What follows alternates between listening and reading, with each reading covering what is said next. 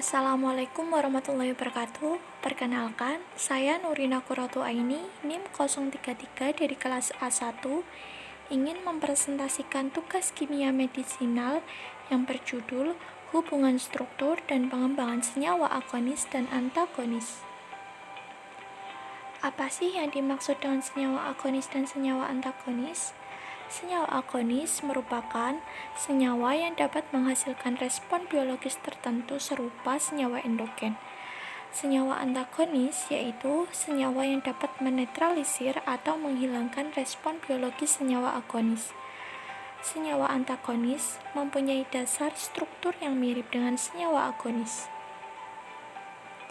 Guna pengetahuan agonis dan antagonis yaitu 1.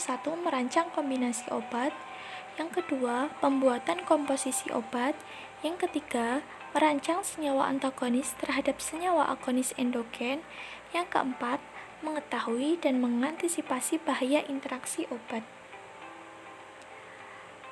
Adapun penggolongan senyawa antagonis berdasarkan fase kerja obat. Antagonis farmasetik. Penyebabnya OTT, ketidaksesuaian atau incompatibility antar obat kombinasi dan ketidaksesuaian kimia atau fisika.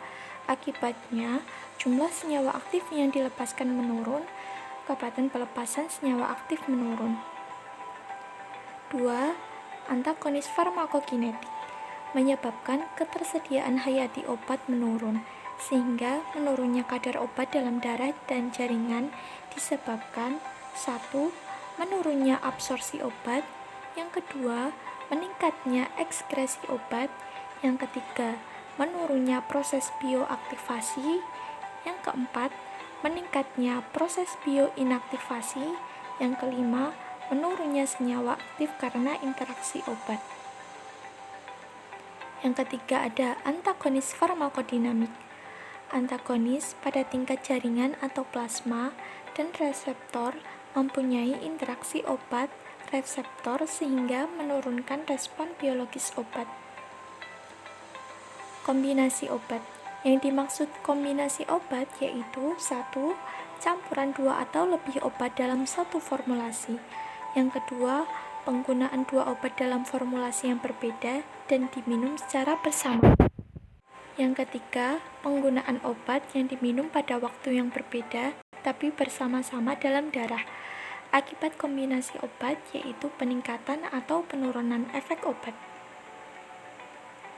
Desensitisasi atau pencegahan obat, aksi obat. Senyawa antagonis diberikan sehingga reseptor tidak sensitif terhadap senyawa agonis. Efek kuratif yaitu senyawa agonis kemudian diberikan senyawa antagonis untuk menghilangkan efek senyawa agonis atau efek sampingnya. Penurunan efek obat kadang diinginkan, kadang tidak diinginkan, atau inkompatibel. Kombinasi obat yang rasional yaitu 1. Mekanisme kerja obat yang berbeda, yang kedua mencegah resistensi, yang ketiga kombinasi obat kausal dan simptomatis, yang keempat mempunyai efek potensiasi yaitu dosis masing-masing lebih rendah, efek terapeutiknya sama. Yang kelima, infeksi ganda. Kombinasi obat yang tidak rasional yaitu ada salah satu obat menimbulkan efek potensiasi yang berlebih. Yang kedua, inkompatibel. Yang ketiga, meningkatkan resistensi pada antalmentik. Kombinasi obat dapat meningkatkan efek obat. 1. Efek potensiasi pada masa farmasetik dan farmakokinetik.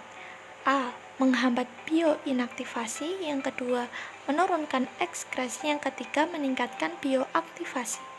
Yang kedua ada efek sinergisme yaitu pada masa farmakodinamik. Antagonis pada masa farmakokinetik umumnya berupa antagonis kimia atau netralisasi. Dasar antagonis kimia yaitu 1. Interaksi obat reseptor sesudah absorpsi. Yang kedua, senyawa antagonis berinteraksi dengan senyawa agonis sehingga interaksi senyawa agonis reseptor menurun, akibatnya aktivitas juga menurun.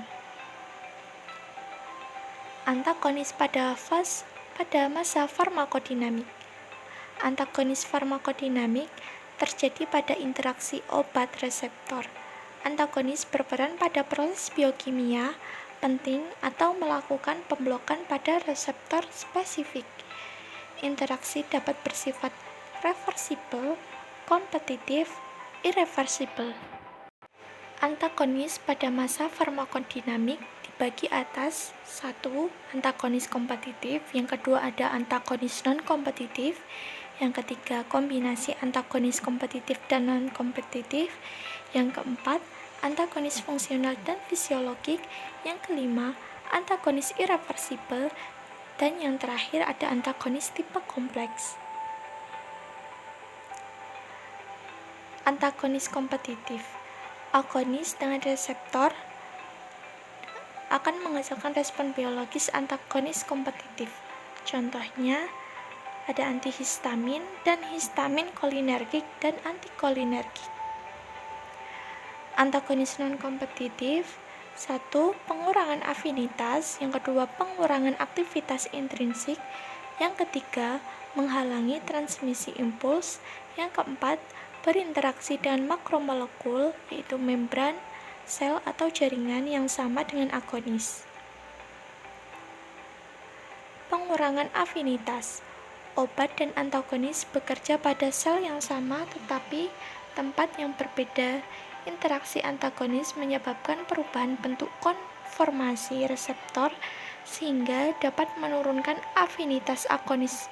Akibatnya, respon biologisnya pun menurun. Pengurangan aktivitas intrinsik. Antagonis bekerja pada sel yang berbeda dengan agonis. Contohnya, spasmolitik, yaitu papaverin, dengan spasmogen, yaitu histamin, asetilkolin, serotonin. Menghalangi transmisi impuls. Senyawa agonis pada sel berbeda menyebabkan penghalangan transmisi impuls. Senyawa agonis contohnya yaitu strychnine, perangsang SSP dengan prokain, anestesi. Berinteraksi dengan makromolekul yang sama dengan agonis yang merupakan bagian dari reseptor efektor, sehingga penurunan respon biologis. Contohnya yaitu ada strychnine dengan curare. Antagonis fungsional dan fisiologis. Antagonis fungsional, dua senyawa agonis mempunyai efek berlawanan, bekerja pada satu sel atau sistem yang sama tapi pada tempat yang berbeda. Contohnya, histamin dan isoprenalin bekerja pada otot polos jaringan bronki. Antagonis fisiologis yaitu dua senyawa agonis mempunyai efek berlawanan, bekerja pada organ atau jaringan yang berbeda sehingga dihasilkan efek resultante. Contohnya yaitu ada norepinefrin efek vasokonstriksi plus B, adrenergic vasodilatasi. Hubungan struktur kimia senyawa agonis dan antagonis kompetitif. Senyawa agonis dan antagonis mempunyai afinitas atau daya tarik yang sama pada reseptor yang sama. Aktivitas intrinsiknya berbeda. Tipe senyawa agonis dan antagonis kompetitif yaitu ada 1. Metabolit dan antimetabolit, kedua agonis dan pemblok selektif, yang ketiga agonis dan antagonis irreversibel selektif. 1. Metabolit dan antimetabolit. Antimetabolit merupakan antagonis kompetitif untuk menggantikan senyawa metabolit. Senyawa agonis dan antagonis tipe metabolit dan antimetabolit mempunyai struktur yang mirip atau bioisosterik parsial. Contohnya urasil dengan 5-fluorourasil, feniletilamin dengan amfetamin. Stabilisasi gugus yang mudah diserang sehingga tidak mudah diserang oleh enzim yang menguraikan obat tersebut sehingga masa kerja obat menjadi panjang. Antagonis dan pemblok selektif. Histamin yaitu senyawa yang ada di dalam tubuh yang dianggap senyawa agonis. Antihistamin merupakan senyawa antagonis yang dapat memblok secara selektif reseptor histaminergik, begitu juga untuk senyawa kolinergik dan adrenergik. Senyawa antagonis kompetitif multipoten adalah senyawa antagonis kompetitif yang dapat menduduki lebih dari satu macam reseptor sehingga menghasilkan efek beragam. Yang ketiga ada agonis dan antagonis irreversible selektif. Senyawa yang mengandung gugus pengalkil atau penghasil mempunyai afinitas yang besar terhadap gugus nukleofilik, yaitu OH, SH, NH2, yang ada pada semua makromolekul jaringan biologis dan membentuk ikatan kovalen yang irreversibel. Senyawa pemblok irreversibel harus mempunyai selektivitas tertentu.